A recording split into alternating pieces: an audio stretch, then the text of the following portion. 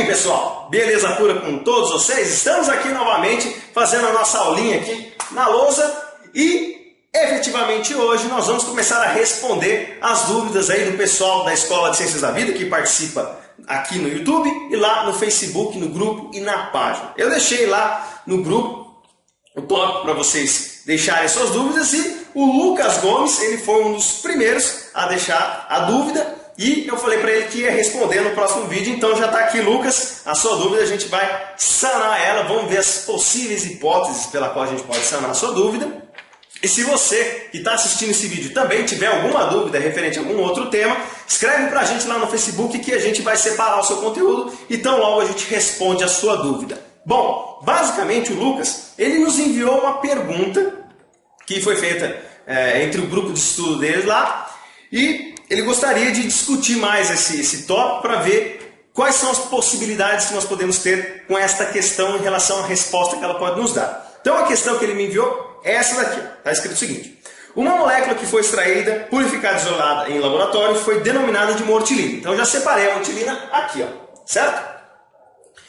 Ela apresenta uma massa molar de 228,24 gramas por mol, até aí tudo bem, e possui em sua estrutura regiões hidrofílicas e hidrofóbicas. Quando qualquer molécula apresentar na sua estrutura química regiões que são polares, hidrofílicas, e regiões apolares, que são hidrofóbicas, nós podemos falar que essa molécula é anfipática. Tem afinidade tanto por compostos polares, hidrofílicos, como compostos apolares, hidrofóbicos. Tudo bem? Vamos continuar aqui. O pesquisador incubou a mortilina com células tumorais e células normais, e o mesmo notou que após 24 horas de incubação da mortilina com as células tumorais, estas últimas apresentavam uma mortalidade de 90%, ao passo que as células normais tinham uma mortalidade de 40%. Então o que acontece?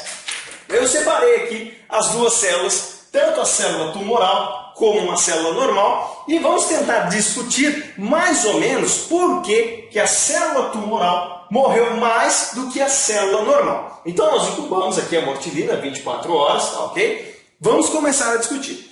Primeiro de tudo, por que uma célula se torna tumoral? Por decorrência de alterações genéticas que modulam a sua replicação celular. Então ela começa a perder a sua característica e começa a se replicar demais. Salvo algumas exceções, tem alguns tipos de tumores que não replicam numa velocidade muito rápida ou uma quantidade muito grande. Isso é algumas exceções. Mas uma maioria de tumores e células tumorais tem uma replicação muito elevada. Então aqui nós temos a célula normal e a célula tumoral. E nós vemos que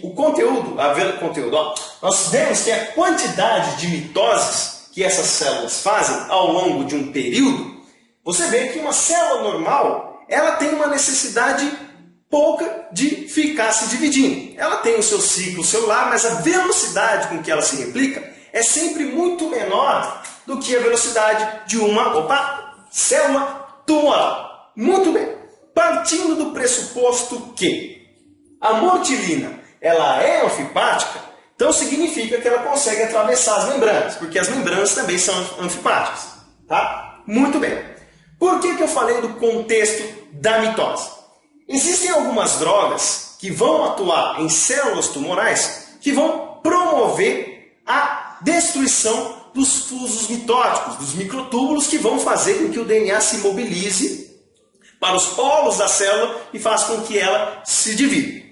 Sabendo que as células tumorais se dividem muito mais rápido, eu acredito que o mecanismo pela qual a mortilina vai estar atuando são os mecanismos gerais da mitose. Nós temos alguns mecanismos, mas o principal que essas drogas atuam é principalmente nos fusos mitóticos. Então veja, como a célula tumoral está dividindo muito e a mortilina ela só vai atuar, por exemplo, nos fusos mitóticos, ela só vai causar a morte de células que estão em divisão.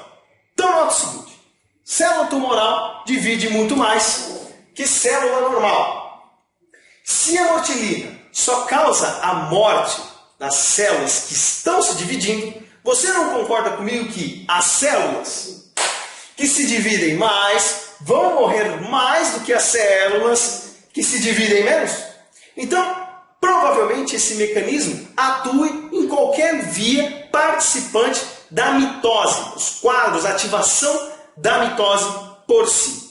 E isso justificaria o fato de nós termos uma morte muito mais elevada de células tumorais do que de células normais, tá certo? E considerando o peso molecular, caso seja necessário, o peso que eu citei, que era 228 e alguma coisa, essa molécula ela é relativamente pequena, o que permite que ela atravesse as membranas.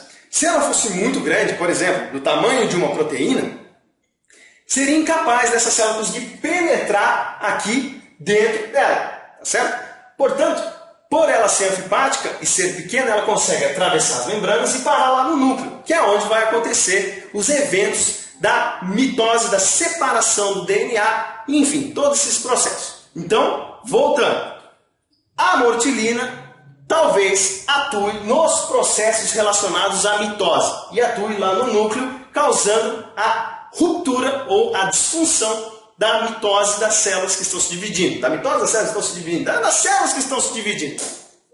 E aí, por decorrência disso, a célula vai perder a sua viabilidade, porque ela não termina a sua divisão e ela vai morrer. E como as células tumorais se dividem muito mais do que as células normais, isso significa que as células tumorais irão morrer mais do que as células normais. Beleza? Eu espero que tenha ficado claro aí para vocês. Se vocês gostaram, ó, aquele joinha para dar aquela força. E, velhas vídeos na veia, dá aquela força pra gente. Um abraço a todos vocês, fiquem com Deus e até o próximo vídeo, se Deus quiser.